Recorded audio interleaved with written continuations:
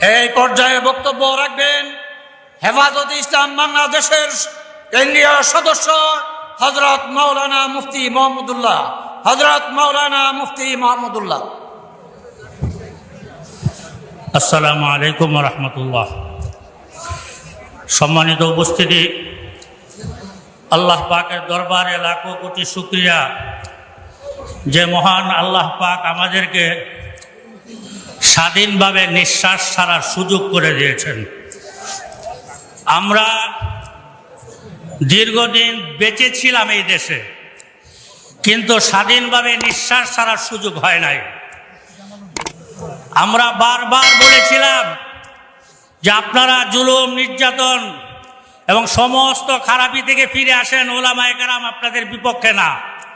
কিন্তু তারা ওলামায়ে কেরামদের উপরে বেশি জুলুম করেছে। আল্লাহর আরশ পর্যন্ত কেঁপে উঠেছে। এরা বেঁকেছে, কিন্তু বাগার রাস্তাও খুঁজে পায় নাই। এরা অন্ধকার রজনীতে এরা পলায়ন করেছে। সামনে যারা আসতেছে তাদের জন্য এটা সতর্কবাণী, যদি কেউ এই দেশের মানুষের উপর আবার জুলুম করে তাদের পরিণতি এর চেয়ে আরো বেশি খারাপ হবে ইনশাআল্লাহ। তাওহীদি জনতা যতদিন মাঠে থাকবে ততদিন বাংলার জমিনে আর জুলুম করতে দেবে না। নাসরুম মিনাল্লাহি ওয়া ফাতহুন করিব। আসসালামু আলাইকুম ওয়া রাহমাতুল্লাহ।